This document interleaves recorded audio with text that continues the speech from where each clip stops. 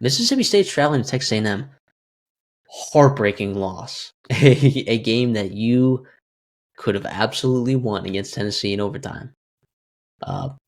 We talked about it. That was like, you and I were like, that's a game that Mississippi State can win. Preseason, we were like, that's a game Mississippi State can win. Preseason, we didn't think that Mississippi State was going to be as good as they are. I mean, Blake Shapen is playing pretty good football right now. They're running the ball well with Fluff Bothwell and co. Unbelievably. Like, Jeff Levy, dude. We talked about it when they hired him. I don't think people were excited about that, but he has had a good offense everywhere he's gone. He's had an explosive offense everywhere he's gone. And here's the deal with this Texas A&M team, right? As much as they dominated against Auburn, right? Defensively, offensively, it was a little bit less dominance than we've seen from them in the past couple weeks, but they ran the ball pretty okay. Like, Casey Concepcion obviously showed why he's one of the better players in the entire country. You had a touchdown called back. I mean, you had 13 penalties for like over 120 yards on off. Like, yeah, like the offense is still good. A&M's defense was lights out. Des Ricks is improving. I mean, holy cow! Like this looks like after that offense, this looks like a top 10 team in the country. But are we sure that explosive plays won't be an issue? Right? Are we sure that Jeff Levy, who has had Texas A&M's number in the past, for the most part, like it's not like an overwhelming, statistic, but he's done well, right, against Texas A&M. And Blake Shapen didn't even play in this game last year. It was Michael Van Buren, and it was a barn burner of a game. Yes, it was in Starkville, but and that was a much worse Mississippi State team.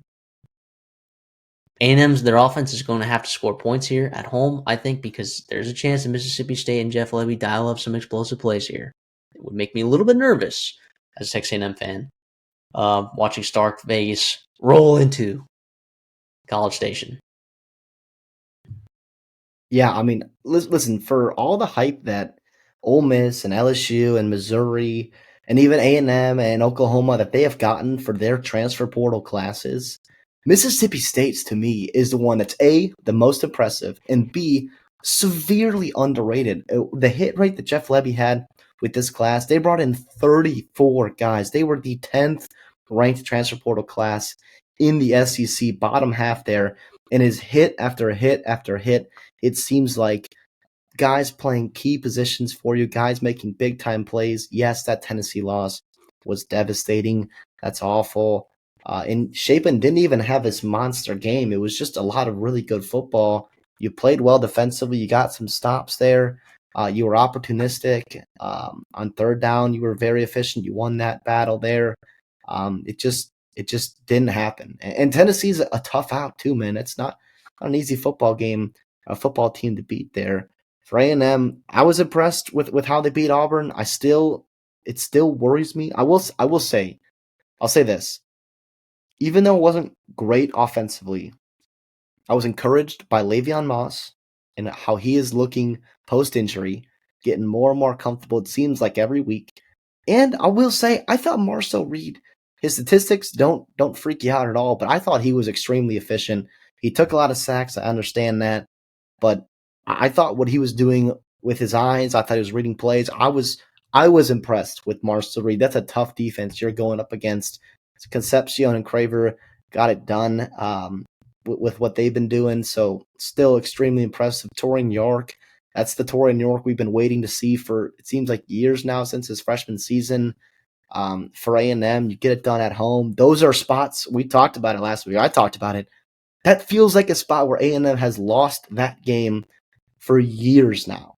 A game you're supposed to win, a game that you have dominated for 3.5 quarters, and all of a sudden you give the ball back to Auburn with a chance for them to win the football game, and you get a stop there. It's huge. In terms of this game here, you talked about it with the matchup here. Levy had Elko. He really did last year with Shapen, and now they got Shapen. They got the receivers with Bothwell. Now they're on the road. It's an intriguing one. The secondary for Mississippi State has been more impressive than I think any of us imagined so far this season. But actually really impressive, particularly the cornerbacks. But I don't think a starting cornerback for Mississippi State has directly given up a touchdown. which is wild. It's week 6? That's a wild stat, CD. I'm like 90% sure that's a real stat. Yeah, I mean, they've only given up 5 passing touchdowns on the year, none of which have been given up by Brumfield or Kelly Jones. Dude, here's the thing. My brain tells me, like, the talent of this A&M wide receiver core, it's like, oh, yeah, these guys haven't seen that, right? Like, they haven't seen Mario Craver. Like, what are they going to do when he goes in the slot? Like, what is going to happen? Well, Matthews and Brazil, they're very talented, and they had 100 yards, each of them. So, like, true, it's to be had. But that's also Tennessee. Tennessee did that to Georgia as well. Like, yeah, they look really effective. And that's that offense, too. Josh Heupel just finds ways to get guys open. Like, in really good receivers, just thrive. Even not so great receivers thrive in that offense. It's crazy. As long as you have someone distributing the football effectively in that offense, it's really good.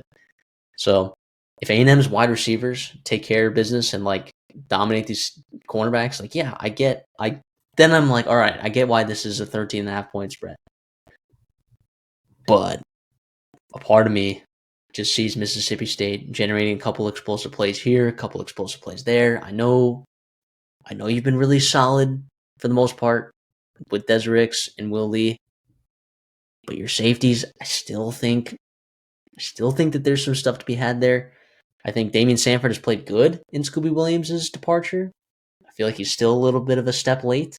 If Scooby gets back this week and he's healthy, I like that for them. Jerron Manning for Mississippi State. I mean, like, there's... I'm on Mississippi State plus 13.5. Sorry, I think A&M wins this game at home, right? But I think Mississippi State covers.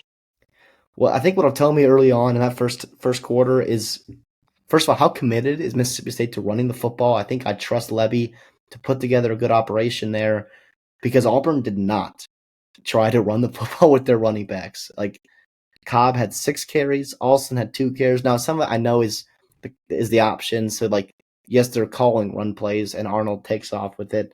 And you are also probably playing in 3rd and long a lot of the time anyway, so you're not in rushing situations. Yada, yada, yada. I understand that. I really do. But if you're Mississippi State, you're going to Kyle Field, you have to run the football. You have to at least try to. I do trust the fact that Bothwell and Booth will be able to get some kind of push going there. And then you get Blake Shapen in play action with some looks there. We've seen this A&M defense, the defensive backs, give up big plays before. Now, they held their own against Auburn. The game plan was fantastic against Cam Coleman.